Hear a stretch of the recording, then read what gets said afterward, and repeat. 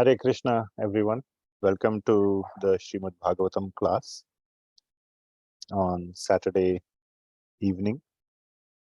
So today we will start with a new mini series on Maharaja Chitraketu. So I have been wanting to do this series for a long time. So, now is, by Lord's arrangement, we can do it now. Before we get started, let us recite the Mangalacharan prayers. I will share my screen and then we can start.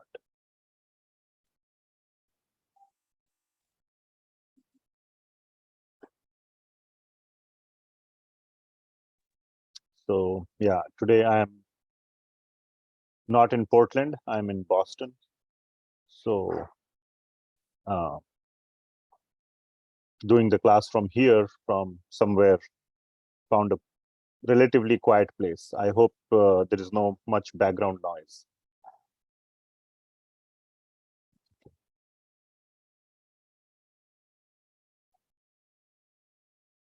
Okay. So, can you see the Vedabase website? Yes, brother. Okay, very nice. Thank you.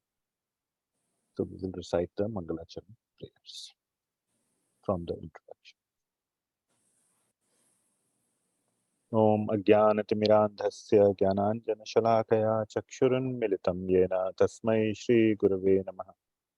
Shri Chaitanya Manobhishtam Sthapitam Yena Bhutale Swayam Rupah Kadamahyam Dadati Swapadantikam Vandeham Shri Guru Shri Yutah Padakamalam Shri Gurun Vaishnavamscha Shri Rupam Sagrajatam Sahagana Raghunathanvitam Tam Sajivam Sadvaitam Savdhutam Parijana Sahitam Krishna Chaitanya Devam Shri Radha Krishna Padan Sahagana Lalita Shri Vishakhan Vitamscha Namo Vishnu Padaya Krishna Pristhaya Bhutale Srimati Bhakti Vedanta Swami Niti Namine Namaste Saraswati Devi Gauravani Pracharine Nirvishesha Shunyavadi Paschatya Deshatarine He Krishna Karuna Sindho Dinabandho Jagatpate Gopesha Gopika Kanta Radha Kanta Namo Tapta Kanchana Gaurangi Radhe Vrindavaneshwari Vishabhanu Sute Devi Pranamami Hari Priye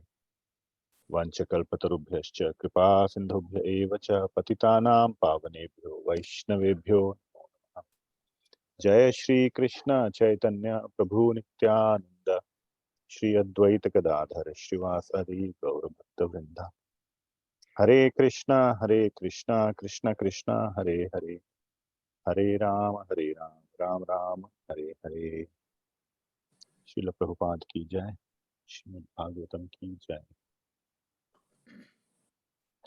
Okay, thank you so much for joining. We will now recite the invocation verses for Srimad Bhagavatam.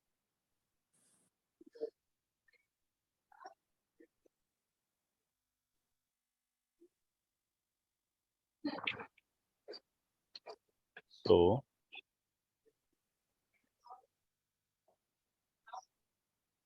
I hope you can see the PowerPoint. Is the PowerPoint visible? Okay, thanks. So, our respectful obeisances to Sri Sukadeva Goswami and Parikshit Maharaj, and subsequently to Suta Goswami and the Adi Rishis. So, if possible, you can unmute and repeat after me. Om Namo Bhagavate Vasudevaya. Om Namo Bhagavate Vasudevaya. Om Namo Bhagavate Vasudevaya. Om Namo Bhagavate Vasudevaya. Om Namo Bhagavate Vasudevaya. Om Namo Bhagavate Vasudevaya.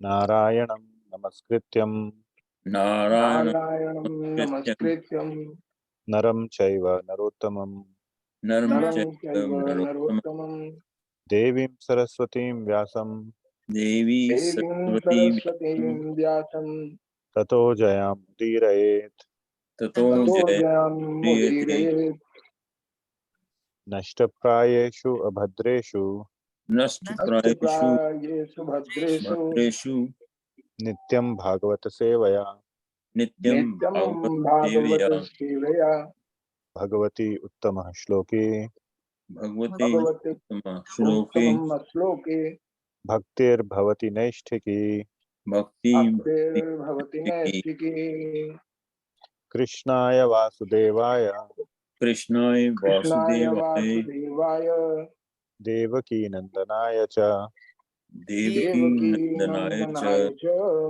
Nanda Gopakumaraya Nanda Nanda Gopalaya Gopakumaraya Govindaya Namo Namaha. Govinda. Govindaya Namo Namaha.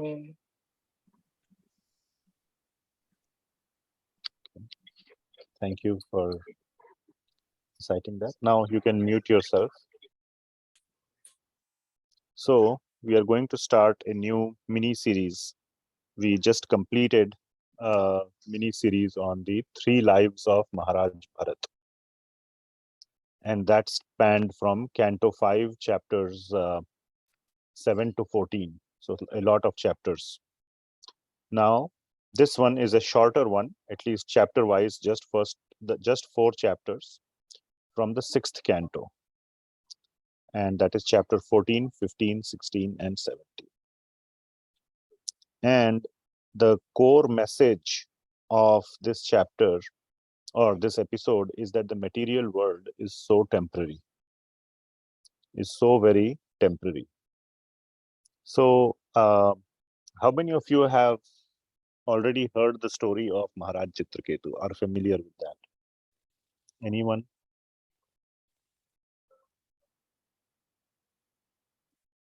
No one? Okay. So good.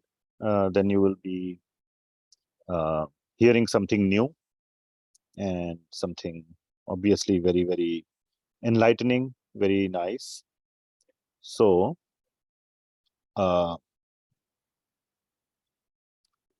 this episode of Maharaj Chitraketu, he was the emperor of the whole earth many, many, long time back.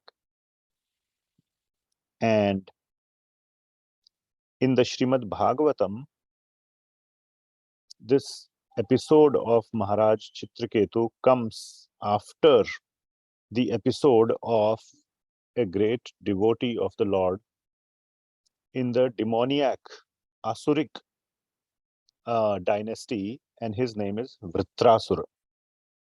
So that is another episode or a series I want to do sometime.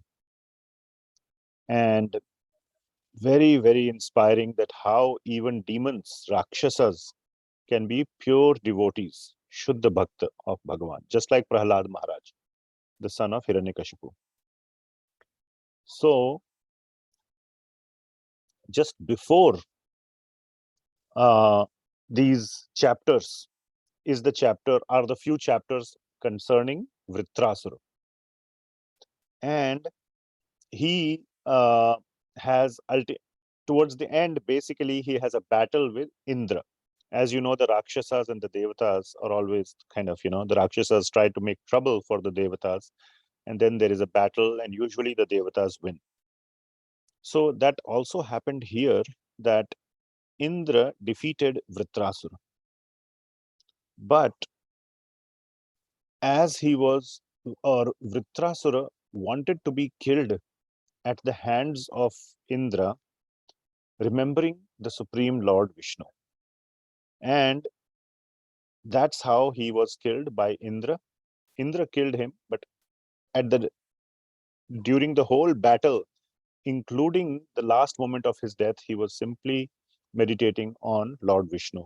And he went back to the Vaikuntha Loka, Vritrasura, even though he was from a demoniac race or demoniac dynasty, Rakshasa. So, at the beginning of this chapter, number 14, now starts the story of Maharaja Chitraketu. Parikshit Maharaj is asking, how is it possible that somebody in the demoniac dynasty is such a great devotee of the Lord? And the answer that is given by Parikshit Maharaj is the story of Chitraketu Maharaj. So we will see this beautiful story of Chitraketu Maharaj, and we will see how Chitraketu Maharaj is the becomes Vritrasura in his next life. Okay, so Chitraketu Maharaj, we will see, is a great devotee of the Lord, or he becomes a great devotee of the Lord. We will cover this in these chapters. And in his next life, Maharaj Chitraketu, even though he is a great devotee, due to some turn of events, he has to take one more life. And in that life, he appears as Vritrasura, and then he goes back to Vaikuntha Lok. Okay, so we can also call this like 2 lives of Maharaj Chitraketu, just like we said 3 lives of Bharat Maharaj. Here it is 2 lives of Maharaj Chitraketu, as Chitraketu and then Vritrasura. Are you following? So, first I thought we will cover the story of Maharaj Chitraketu. So, I will, like usual, how we do, I will quickly narrate the story of Maharaj Chitraketu, and then if, over the next few weeks, and then we will cover the story of Vritrasura if possible. We will see how the plan emerges. So, here is the story of Maharaj Chitraketu. Are you all with me? You're following? How is the sequence? Okay, very nice. Thank you. So, Maharaj Chitraketu was the ruler of the entire earth. And it was a very, very prosperous rule. Everything was going fine. Except that there was one problem. What was the problem? That even though Maharaj Chitraketu had many, many wives, he did not have a single son. And as you can understand, the king always wants a son, so that there is an heir. Heir means H-E-I-R. The one who will control the kingdom, the planet, after Maharaj Chitraketu. So he was really desperate for an heir, and it is written in the Srimad Bhagavatam that Maharaj Chitraketu was very qualified, had a very wonderful lineage, had a wonderful education. He was very beautiful. He was very strong. He was very wealthy and very pious. He had all the good qualities. But in spite of having all these things, he was still very sad. So you can see from here that how just one thing that is missing in one's life is sufficient to negate everything else that you may have. So he had everything, yet all the time he was very morose and very sad. Nothing, all these things that I mentioned were not a source of happiness for him. The one thing which was missing, which was not having a son, was the source of all his unhappiness. So that is the situation of the material world. So then there is this great sage Angira Rishi, and very, very powerful, very, very great sage or Rishi. He was passing by the Earth planet. He would wander around the whole universe, just like Narada Muni. And he came to the Earth planet to see King Chitraketu. So, of course, King Rishi Angira knew that there was something in his heart, something in the heart of Maharaj Chitraketu. So he came there to see him and hopefully resolve his concern. So as soon as Angira Rishi came to Maharaj Chitraketu, since he was so qualified, so pious, he welcomed Angira Rishi very nicely, offered him nice food, lot of respect, and sat down near his feet in a very humble mode. And then they started talking. So Angira Rishi knew that Maharaj Chitraketu is not happy. Something is bothering him. He even knew the reason, but he wanted it to come from his mouth, Maharaj Chitraketu's mouth. So he inquires, looks like your kingdom is nice. You have nice ministers. Nobody is trying to invade you. Your economy is working nicely. Your citizens respect you and love you. There is prosperity in your kingdom. Everything is going nicely, but you are still sad. Something is bothering you a lot. What is it? What is the cause of your anxiety? So, this was a nice opportunity for Maharaj Chitraketu to present his doubt, not doubt, but his problem or the source of his anxiety, the source of his sadness with Rishi Angira. So, very respectfully, Maharaj Chitraketu glorifies Angira Rishi, sitting at his feet, and then finally he tells the reason of his anxiety. And the reason of his anxiety is that he says, I don't have a son who will continue my lineage, who will continue my dynasty, who will rule the planet. So Angira Rishi says, yeah, no problem. I will solve that problem for you. And Angira Rishi is a great Rishi. In fact, yesterday we were studying in the Srimad Bhagavatam that there are 25 progenitors of mankind. And among them are the Rishis who are born from Brahma, from Brahmaji's mind. This was covered in Bhagavad Gita, 10th chapter, verse number, I think verse number 2, or yeah, verse number 2 it was covered, and maybe verse number 6 also. So he's such a great sage, and he says, sure, I will solve that problem. So he does a elaborate yagya, chants the proper mantras and all those things, and offers kheer, sweet rice, to the Lord as part of the yagya. And that kheer, which comes back as prasad from the yagya, he says to give it to his chief queen, Patarani, or the first queen as it is called, and her name is Kritdyuti. So Maharaj Chitraketu calls Kritdyuti, and she drinks or she eats that kheer or the sweet rice.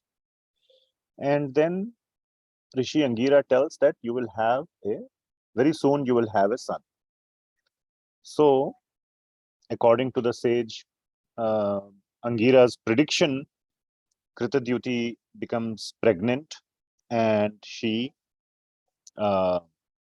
in due course of time she gives birth to a son. Now one thing, as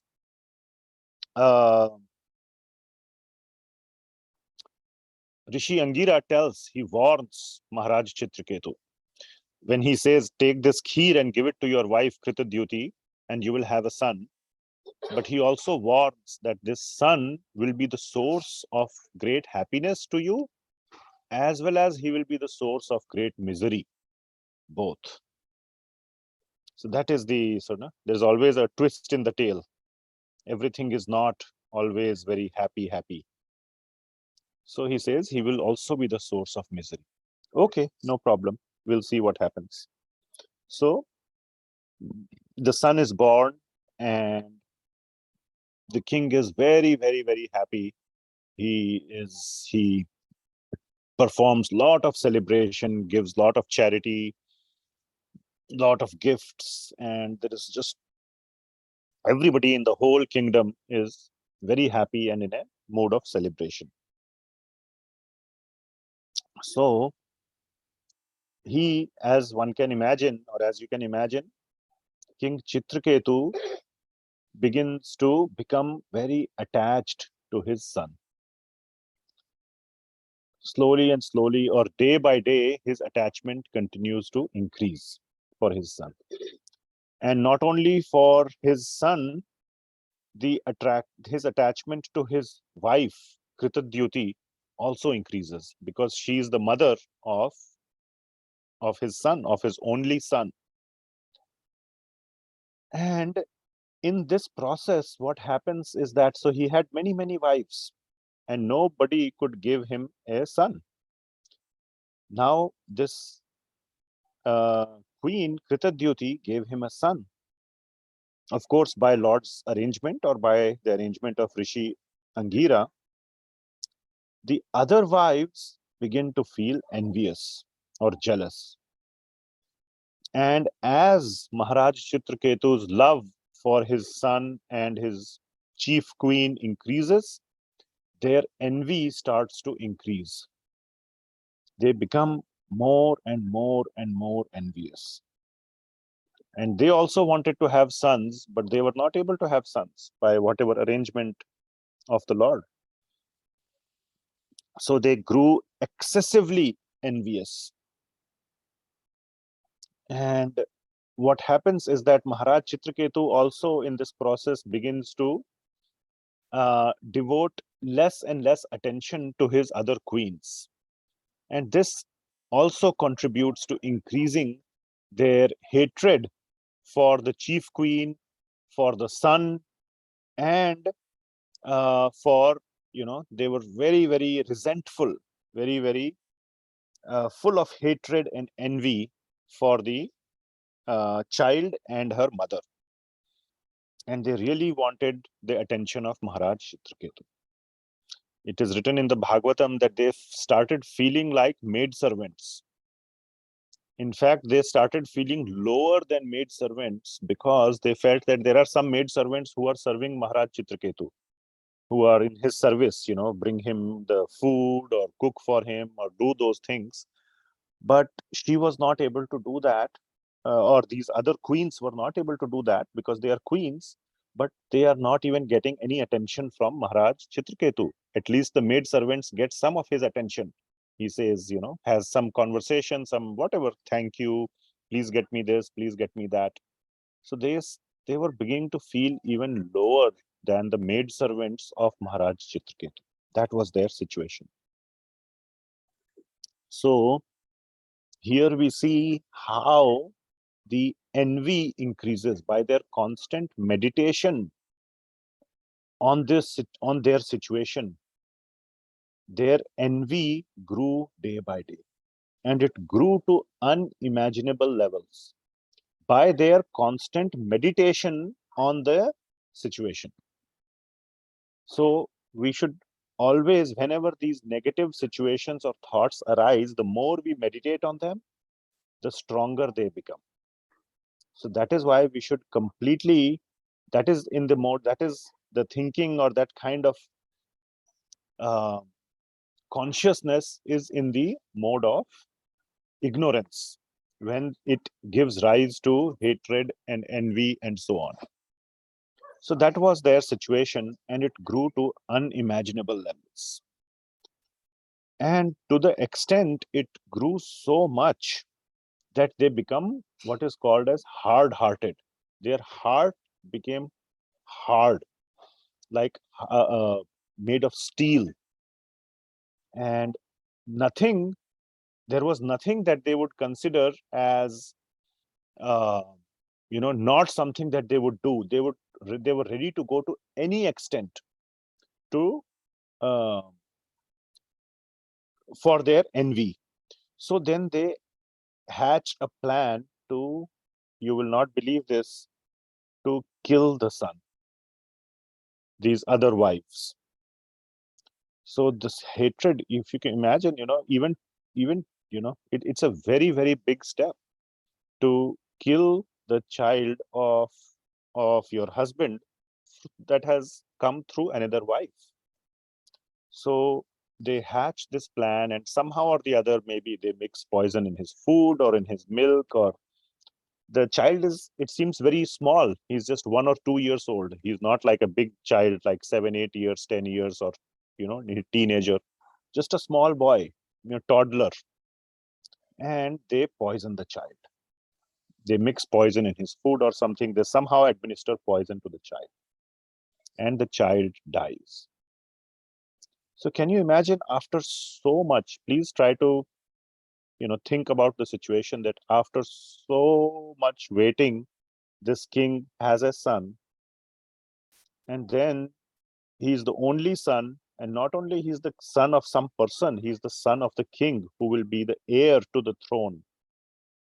And because of their envy, these co-wives, it's known as co-wives, they kill the son. That is the extent to which they go to. So that's what happens. Then this chief, then the child is as if he's sleeping. So in the next morning, whoever is the maid servant of whoever takes care of the child, the what you call the nurse or the nanny, you can say, she goes to wake up the child, and she finds him dead. And she is like completely devastated. She's thinking that maybe they will think I have killed the child or what. And immediately she calls the guards and starts crying.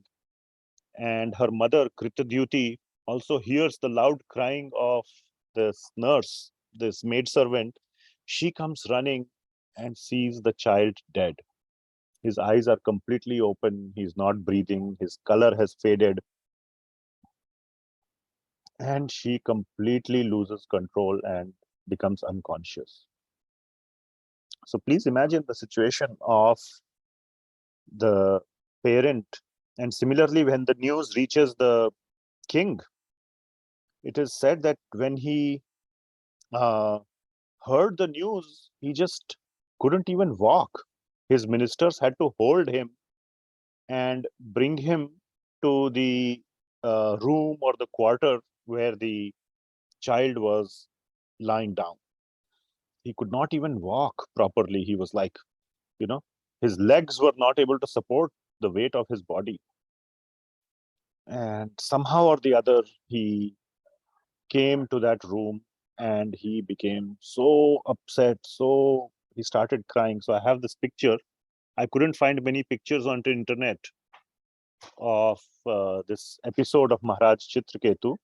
So this picture I found, where you can see here Maharaja Chitraketu is crying in front of his dead son. So, and even the queens who had given the poison to the son, they were also crying. But of course, it is written in the Bhagavatam, they were crying pretentiously. Pretentiously means they were just pretending to cry. They knew that they only had killed the son. But they were also crying like a fake crying. But it is written in the Bhagavatam that Maharaj Chitraketu, his heart was burning like fire. And his eyes became blind, his ears could not hear anything, his whole body became numb. He could not feel anything. Even his breathing almost stopped or became extremely heavy. And he could not speak anything, he could not think anything. He just became like blank, completely blank, and he became unconscious. And this was the situation. So please try to think of this situation where the mother and father have labored so much, have waited so long to have a only son, and that son or that child is lost. That was the situation. And some very heavy verses are there in this portion where, so the first reaction now, Maharaj Chitraketu is very intelligent. He's very educated in the Shastra. He's very wise. He's very intelligent. He's very learned. And he, in such moment of darkness, he loses complete faith. And he begins to, the first response is to begin to curse and blame God. He says that your creation is faulty. You have created in a wrong way. Your creation is not, doesn't work properly. How is it possible that the father should see the death of the son? The son should see the death of the father. That's how it should be. How have you created this world so that the father gets to see the death of the son? And if you say that, all these are, he even knows the aspect that the soul is different from the body. And one who dies, or that which dies, is the body, but the soul continues. So one should not have any attachment to the body. This is just straight out of the Bhagavad Gita, 2nd chapter. So, but he has an even better argument. And he says that, okay, if that is the argument that we should not have any attachment to our children because, they are,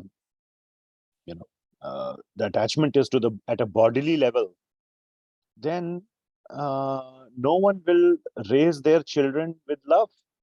If everybody starts feeling that this children or this is just a bodily connection, then why love the child? One could easily neglect the child. The parents will neglect the child. They will not give him love. They will not raise them properly. They will not make them devotees. They will not make them into good citizens. You produce a child and leave him. Anyway, it's the body. So you go and take care of your body. I will take care of my body. So like this, he begins to argue and says that God, your creation is flawed. So in this manner, he begins to cry, and then he calls out to his son, my dear son, please come back. Don't go to that merciless Yamaraj. Even if he calls you, don't go to him. That Yamaraj is a bad person. He's very merciless. You come back to me. You have slept for very long. Now it's time to get up. Like this, he just keeps talking in a crazy way. So basically, the situation of Maharaj Chitraketu is very, very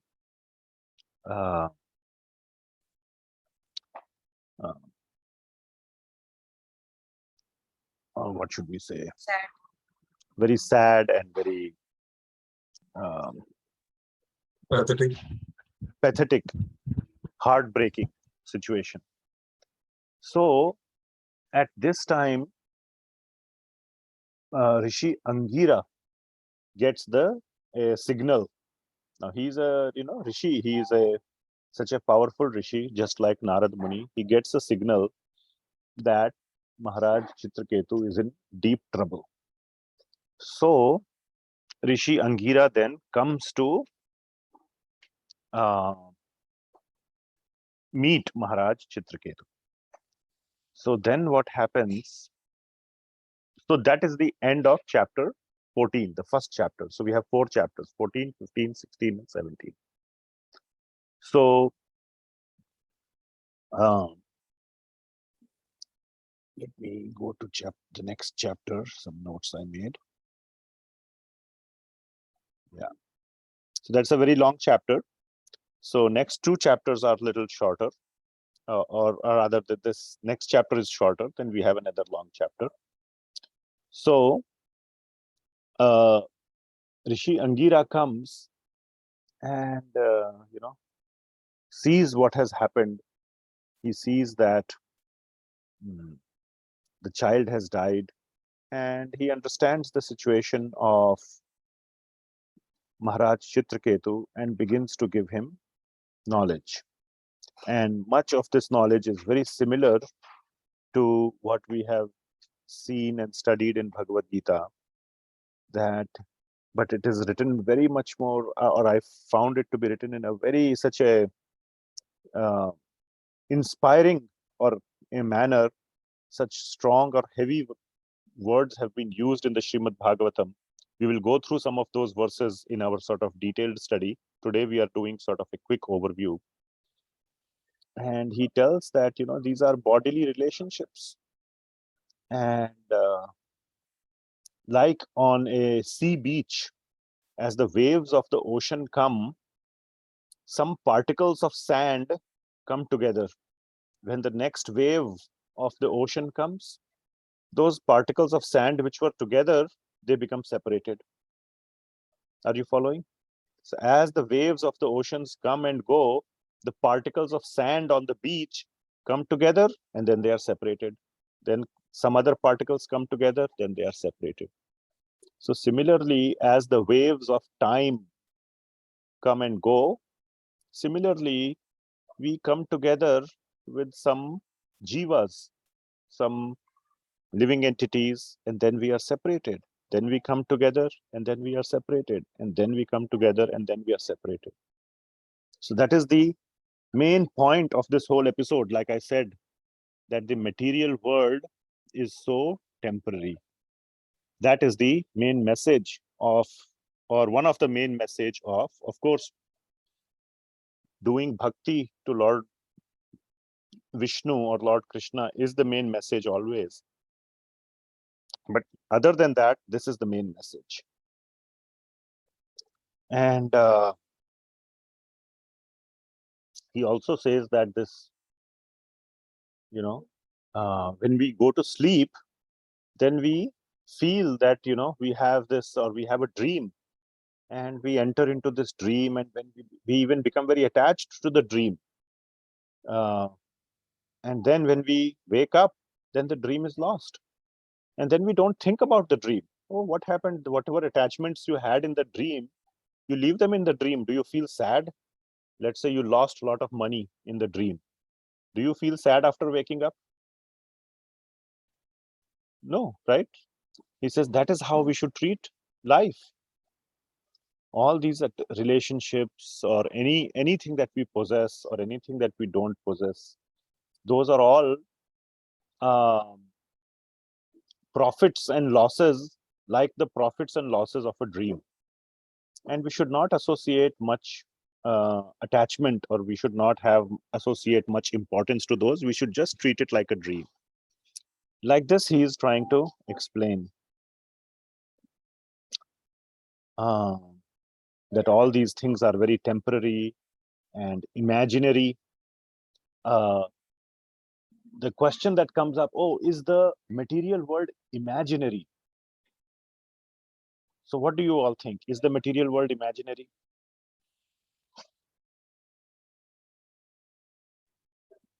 Yes or no? Yes. I guess yes and no both. Yeah. Part of Okay. it real, and then we imagine a lot. All right. No, it is real, Prabhu. It's just temporary. It is real, but it is temporary. That is a right answer, I will say. There is a difference between being imaginary and being temporary. Temporary things can be very real, like the bubbles in a foam or in a boiling water. How long does a bubble of water last? Have you seen water boiling? It has bubbles, right? How long the bubble lasts? Very, very split second. But is it real? In that split second, the bubble is real, isn't it? So it is real, but temporary. But also it is said it is imaginary. So like Neeru Mataji said, it is both. So where is the imaginary part? That's the hard question. This question was easy. That is it in imaginary or is it temporary? Yes, it is temporary. So where is the imaginary part? There is truth to it. Actually, in Gita, when say yo yatama prapadnante tans tathaiva bhajamyaham, so with our imaginations about the what we are not having in the present life. So we get it in the next lives, and that is why it is imaginary. What we imagine, that comes in the other life, part of the life. Okay. I'm not sure how you connected that 4.11, ye yatha maam prapadyante tam tathaiva bhajamyaham, to this concept. But anyway, what we imagine in this life, fine, we can say that our desires we can fulfill in different bodies in the next life. But that's not what we are talking about. When we say this material world is imaginary, what it means is that the value that we associate to all our temporary possessions is imaginary. You follow? The value that we associate, we think it is so valuable. That value that we associate is imaginary. It is actually worthless or of much, much, much less value. Okay? So the value that we associate to the temporary possessions is imaginary. So in that sense, the material world is imaginary. The designations are imaginary. Sarvapadhi vinirmuktam. One should give up all these imaginary upadhis, it is said, isn't it? So all these designations, positions, the value, the prestige that we associate, that whole thing is imaginary. The objects themselves are very real but temporary. So thinking like this, Maharaj Chitraketu becomes little, he comes to his senses. His understanding is little bit fixed. He says, yeah, you are right. That's what the Shastras say. And this is, a very, very hard time. But this is the time to apply the teachings of the Shastra. When else would one apply to the teachings of the Shastra? So like this, he begins to think, and he then requests guidance from Rishi Angira and Narada. By the way, I'm not sure if I told you, Angira Rishi also brings Narada Muni with him to meet Chitraketu when he was devastated, when he was completely shattered, when this tragedy occurred. Both Angira Rishi and Narada Muni, they both come to meet Maharaj Chitraketu. So when they were talking like this, by the way, Maharaj Chitraketu, because he was so completely, he had lost his senses. He was not even able to recognize Maharaj or Rishi Angira. Rishi Angira had to tell, I am that Rishi Angira who gave you that benediction because of which you had the son. Then he says, oh, you are that Rishi Angira. I couldn't even recognize you in my sorrow. So then he becomes serious. He begins to understand what he's saying. And then he surrenders to Rishi Angira and says that, please tell me how to deal with my sorrow. So in the meantime, so then they say, Rishi Angira and Narad Muni say that, okay, I am going to give you a mantra or a set of prayers. You chant those prayers with full faith continuously for 1 week on the banks of the Ganga river. And then you will get the darshan of Lord Sankarshan. So he says that is the best use of your life to glorify, to pray, to do this bhakti of Lord Vishnu, and that is the best use of your time. That is also the best remedy for your sorrow. So he begins to receive that, or he gets ready to receive that instruction from Angira Rishi and Narada Muni. So are you all okay? There is some background noise, but can you hear the background noise or it's okay? No background noise, No Prabhuji. background noise. It's okay. Okay, very It's nice. okay. Great. Okay, then it's fine. So then in the meantime, what happens is that Kritdyuti, who is the wife of Maharaja Chitraketu, she says that, no, why, I am very much interested in, having my son. You are such a great Rishi. You are saying that you will, you should do bhakti of Lord Narayan. But what about the heart of a mother? I really want my child. So he says, Narad Muni says, what do you want me to do? He says, I want my child. Narad Muni says, okay, fine, so be it. If you want your child, I can bring back your child. So Narad Muni, puts his hand on the child's body and chants some mantras.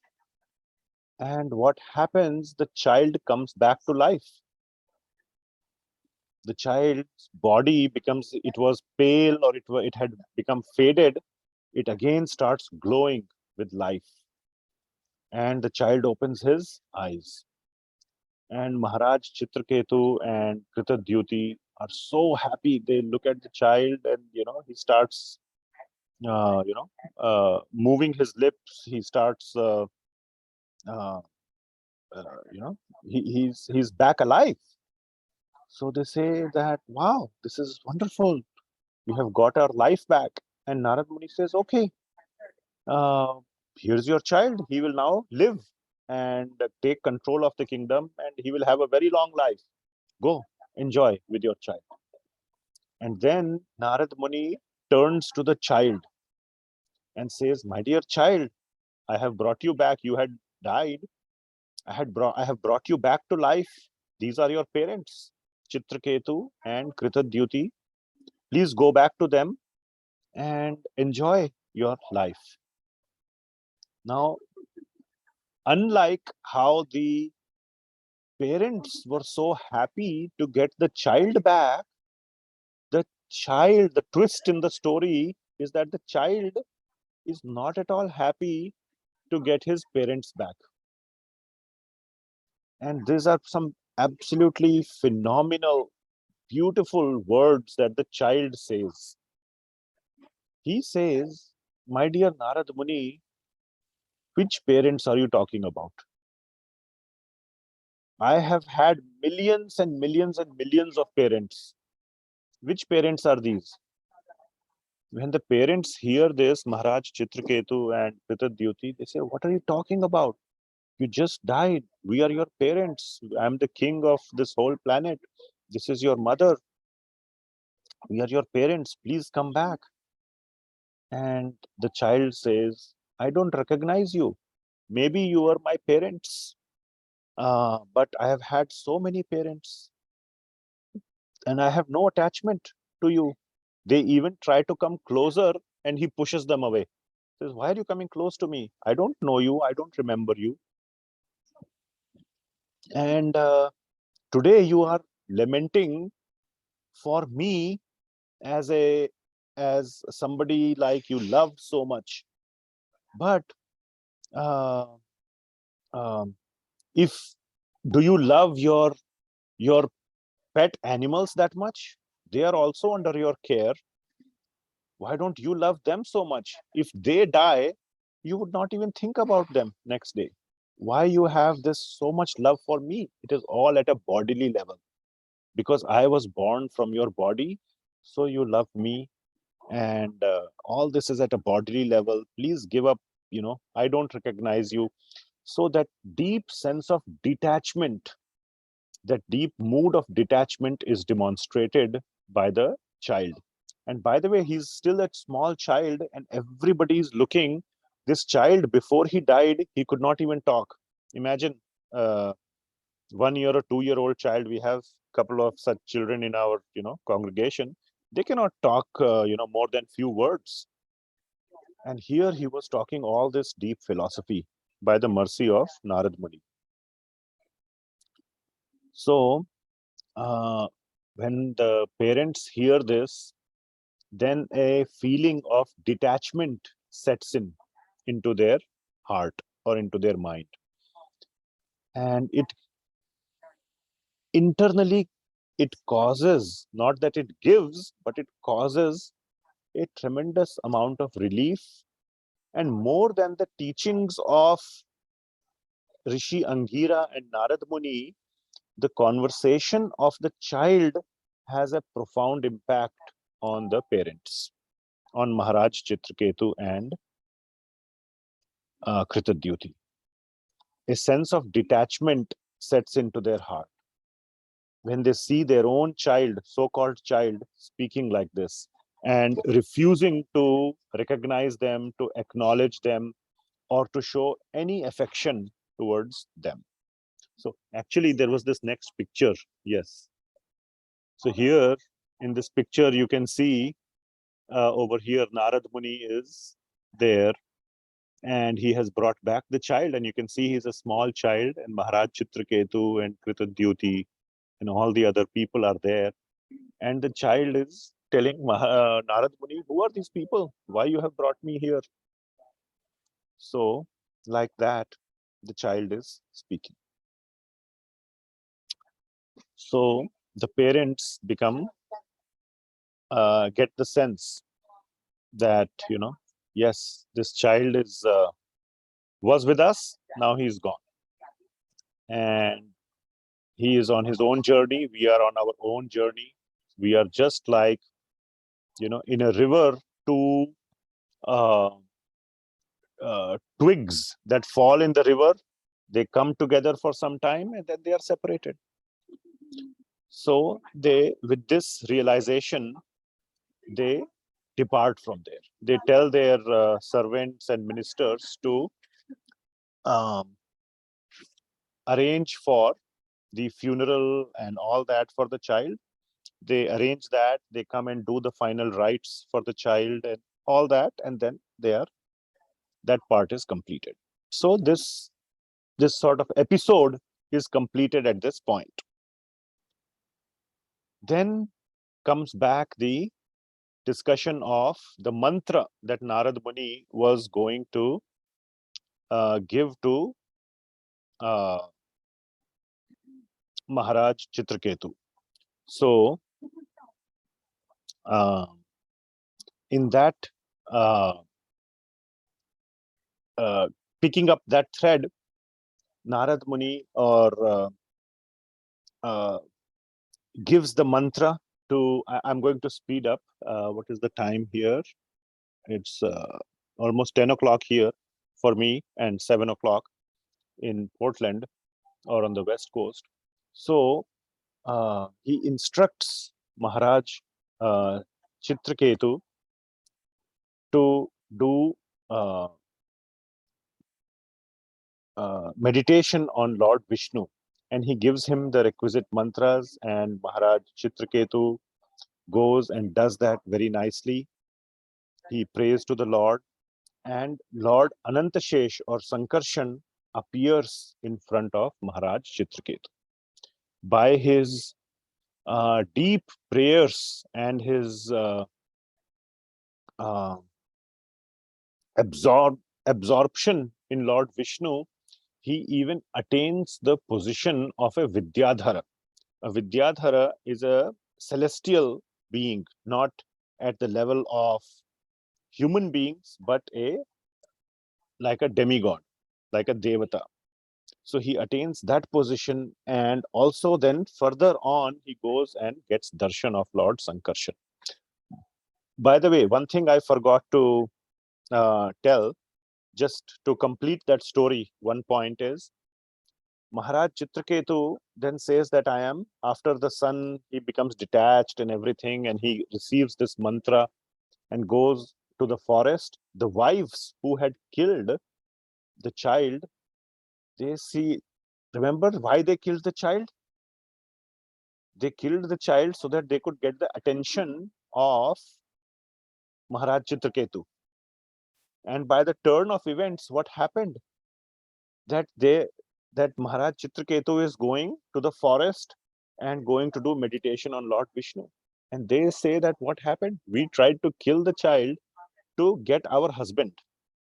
Now neither we have the child nor we have the husband. Plus we have to live with this sin and with this burden on our heart that we are a child killer. Are you following?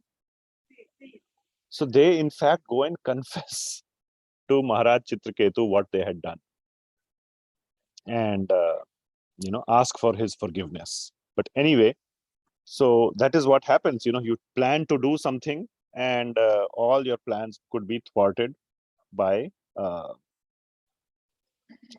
turn of destiny.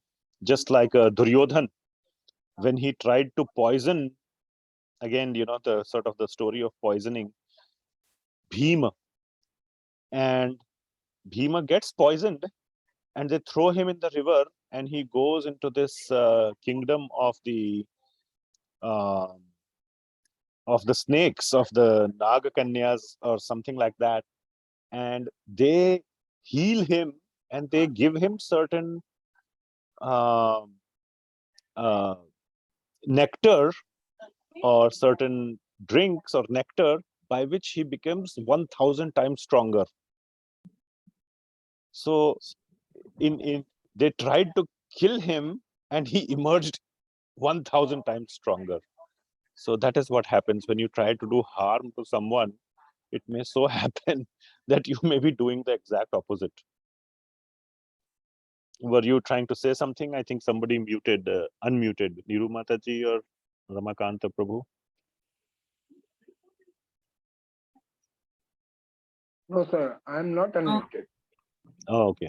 Guruji, I was just going to say that one, that he got 1000 elephants power. Strength. Yes. So that is what happens. So very beautiful. Then Lord Sankarshan appears before Maharaj Chitraketu, and there is extremely beautiful conversation that occurs between the Lord and Maharaj Chitraketu. And those prayers are very, very beautiful. We will go through some important or selected verses from those prayers in the following weeks. The prayers that Maharaj Chitraketu does to Lord Sankarshan, Anantashesha. Okay. Prabhuji, just one question. You said Lord Sankarshan. Mm-hmm. Okay. So why are we saying Lord Sankarshan and not Lord Krishna or Vishnu? Okay. So as per the Srimad Bhagavatam, now the Lord has 4 expansions. Lord Vishnu has 4 expansions. Sankarshan, Vasudeva, or Vasudeva, Sankarshan, Pradyumna, and Aniruddha. The darshan that Maharaj Chitraketu got was of the Sankarshan expansion of Lord Vishnu. Okay. So at a abstracted level or at a simplified level, you can understand that he got darshan of Lord Vishnu. But the technical understanding is that he got darshan of Lord Sankarshan. Okay. But at a simplified level, it is none other than Lord Vishnu. Yes, Mataji. Can you show us the 4 pictures of the difference between Vasudeva, Sankarshan and other things? Later on, any time. Okay, yeah, I don't have it handy. If you would like, I can. Sure, Prabhuji. Yeah, sure.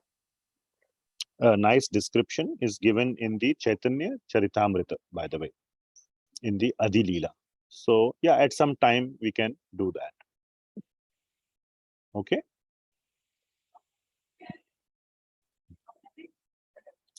All right, great, very nice. So, where were we? Yes, now we come to the final chapter. Very, very beautiful chapter. This is the 17th chapter of the 6th canto of Srimad Bhagavatam. And this is the chapter where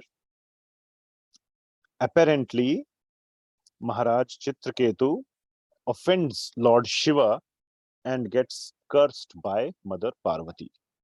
So what happens is that after his darshan of Lord Vishnu or Lord Sankarshan, he becomes the topmost Vidyadhar, which means one of the topmost the demigods in the higher planetary systems, and not a demigod who is like a Indra or who is busy enjoying the sense gratification, not in that sense. He is like a rishi, and he is traveling all over the universe and giving spiritual benedictions and spiritual enlightenment to the living entities. So he is at a very, very highly qualified level, and that is what he is doing. So one time he is in his aeroplane, and as you can see here in this picture, it's not a very high resolution picture. Maybe you can find a different high resolution picture. But you can see here there is this aeroplane in the sky, and there is Maharaja Chitraketu sitting in the aeroplane.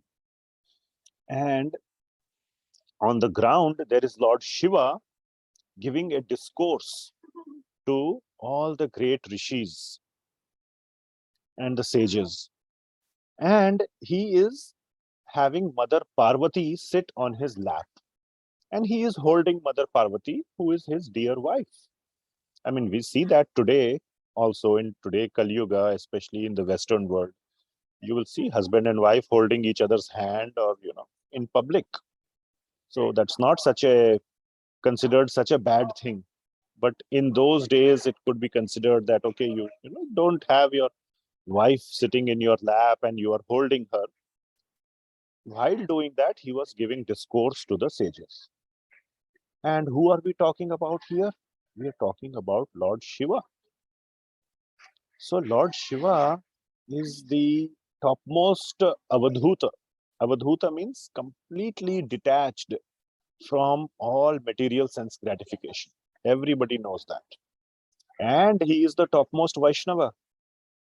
So he has no tinge, not even 1%, not even 0.0001% of any sense gratification mentality or mood in his heart. We are talking about Lord Shiva, nobody else. Okay, so the sages were very carefully listening to Lord Shiva, and he was just having his wife sit on his lap. That's fine. In his heart, there was no tendency of sense gratification, and the sages were carefully listening to Lord Shiva. Okay, so even Lord Shiva had no such feeling in his heart of sense gratification. The sages did not think that Lord Shiva, why he is doing like this, he should not do. No, they were just focused on the discourse that Lord Shiva was giving. And everything was fine. And Maharaj Chitraketu, who is the topmost Vidyadhara, one of the most learned living entities in the universe at the time, as he was going in his aeroplane, he also knows that. So he makes a joke, or he points out that his intent is, he just points out that, oh, see, Mother Parvati is sitting on the lap of Lord Shiva, who is supposed to be, or who is such a great renunciate. He is such a great Avadhuta. So basically, he is trying to point out for acharyas commentary and senior devotees explanation is that he is pointing out that let not anybody think, and this is the mood of Chitraketu. Okay, we are going into the mind of Chitraketu Maharaj.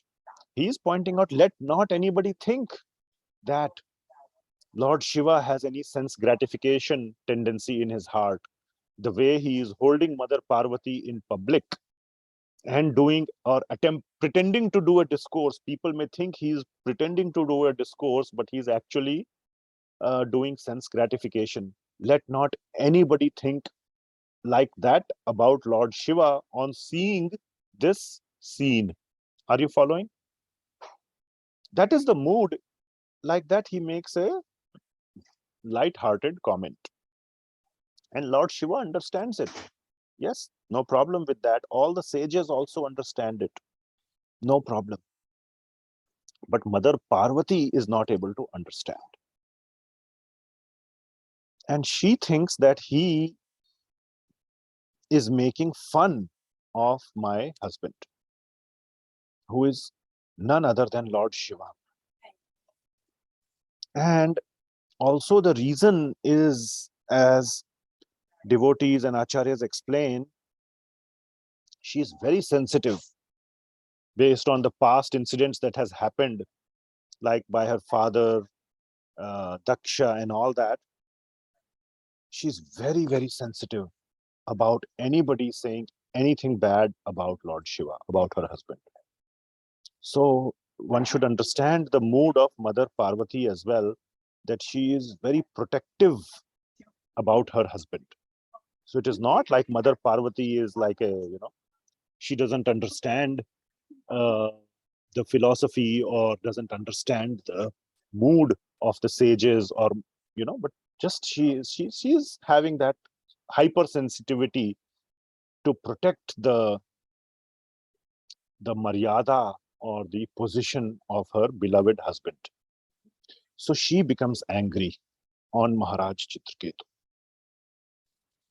And in that anger, she curses Maharaj Chitraketu that in your next life, you will be born in the dynasty of Rakshasas. All right. And that is how Maharaj Chitraketu takes birth in the dynasty of Rakshasas as a great devotee.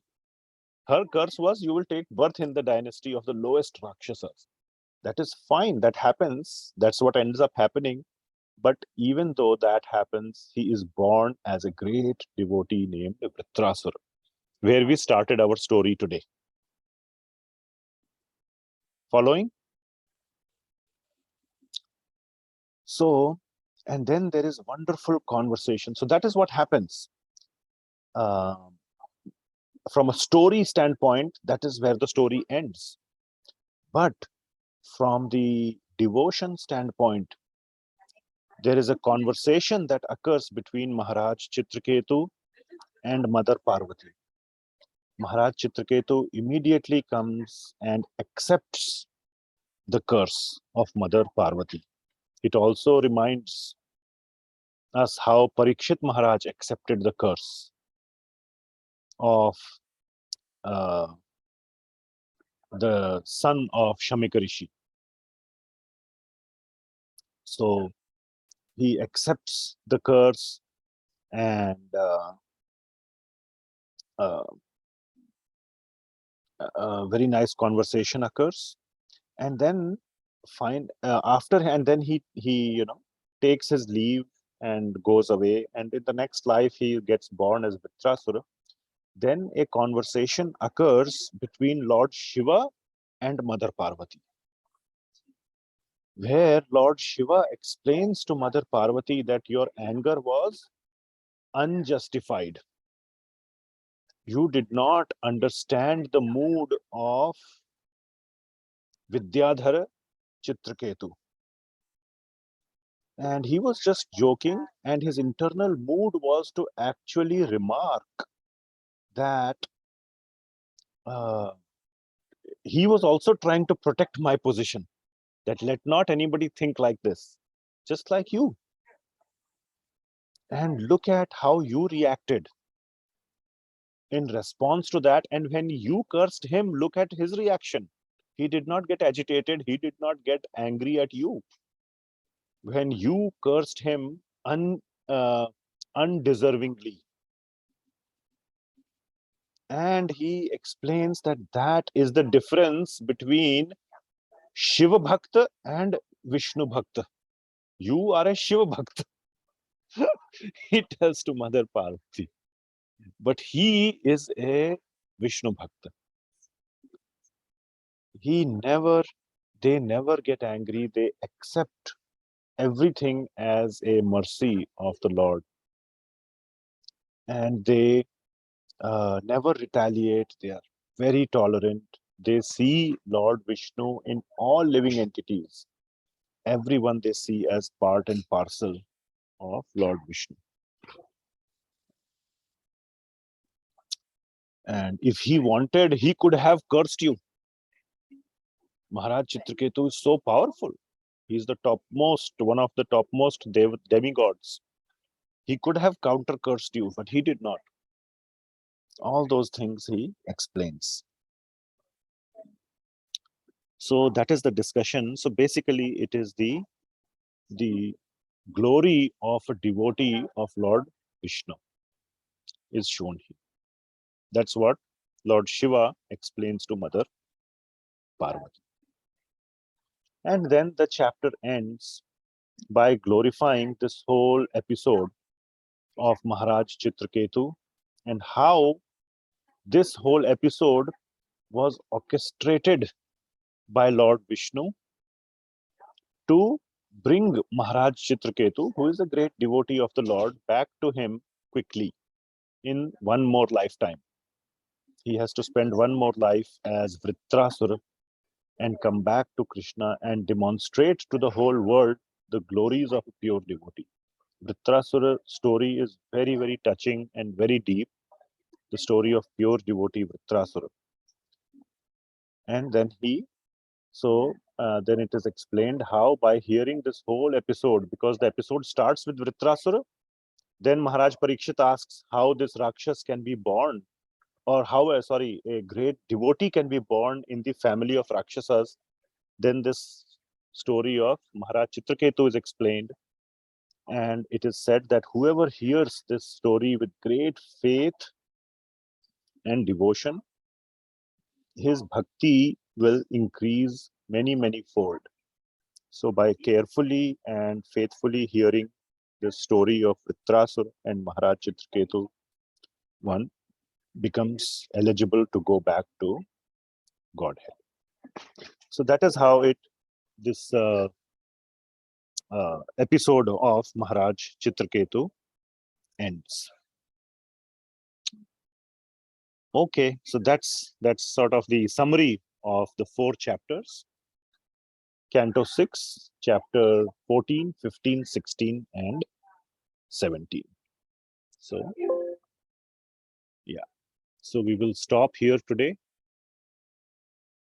And are there any questions or comments or any discussion?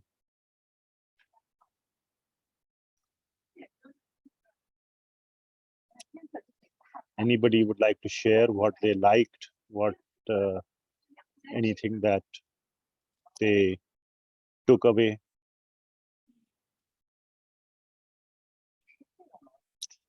We will go into little more detail verses to bring out certain points of the whole episode in the next few classes. Yeah, please go ahead. Prabhuji, you went to forest, if I could say, then how you started flying in aeroplane? Because he is elevated to the position of a Vidyadhara, and these are the opulences that are available to Vidyadharas.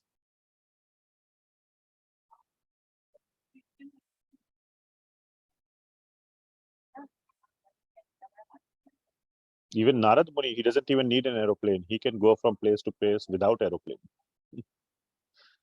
These are just the facilities awarded to great devotees. Yes, I guess anyone else? one of the learning, I mean, that's what I think, from the Vidyadhar, he made a light-hearted statement. Maybe one has to, kind of refrain from saying anything which is not required, All right. Yeah. But again, the mood of him to say that, yes, so that may be a valid point. But his mood was, again, to protect the position of Lord Shiva, not to ridicule it. And also, Prabhuji, I mean, Chitraketu easily kind of took the advice of Narad so quickly, which is, generally it's hard. People do not follow what the sages or what the great, the people are saying. They apply their own logic and everything. Yes, but you must realize there is a long, deep training that was already present in Maharaj Chitraketu before all this happened. He was already, like I said, very, very scholarly, very wise, very intelligent, very well learned in the Shastra, a very good practitioner of the Shastra. So all that background work is there. Then a sort of explosion happened. Okay, but when that explosion happened, then it was easier to contain by the advice of Narada. For people like us, we don't have that solid prior foundation of long time of study and practice. Then when an explosion occurs, it is much harder to contain. Even great rishis or realized souls come and explain us, it is hard to enter our head, because there is, so we must not equate Condition Maharaj is not there. Chitraketu. Yes, Maharaj Chitraketu already was a very, very advanced, learned devotee.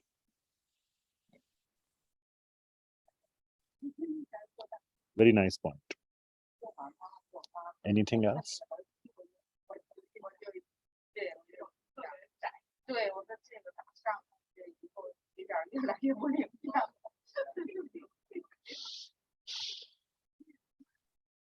Yesterday's appeal number has increased members. Sorry? Yesterday you appealed. Today 20 people have joined per class. It is a great number. Okay, okay, that's fine. We should all consider this as just a seva. I really feel like even if 2 people come or 200, my seva should be to read Srimad Bhagavatam and share it. And you should also consider it as a seva to hear Srimad Bhagavatam. Doesn't have to be from me. It's not about me at all, or my class or this or that. You can hear Srimad Bhagavatam from so many sources, from the book itself, from the commentaries of Srila Prabhupada, from other devotees. The purpose is to hear. This is my seva, to speak, to read and speak. So we should all have a one-on-one connection. When in that picture that we show, Maharaj Parikshit was having a was hearing Srimad Bhagavatam from Sukadeva Goswami. So many other sages assembled there.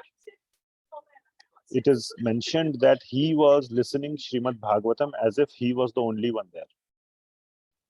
And similarly, all the sages sitting there were listening as if they are the only one present there. As if Sukadeva Goswami is speaking only to them. Not like, oh, this is some discourse that is happening, let me just also join in. Not like that. This is meant for me and me alone. So yes, that is the mood of seva that we should have. At least I cannot say I'm having it, but I'm trying to have that mood to do this simply as a seva to Srila Prabhupada and Lord Shri Krishna.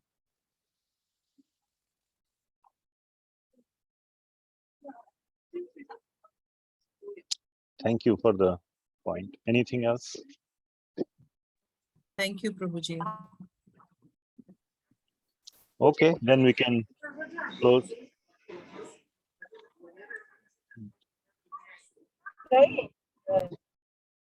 Yes?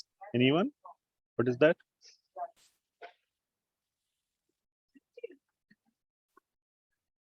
Was anyone saying something? I guess not. Okay, thank you everyone. Thank you so much. Prabhuji. Hare Krishna. Thank you for hearing Srimad Hare Bhagavatam. Krishna. Srila Prabhupada ki jai. Hare Krishna. Thank you, Prabhuji. Thank Hare you. Krishna. Thank you, Prabhuji. Hare Krishna. Hare Krishna.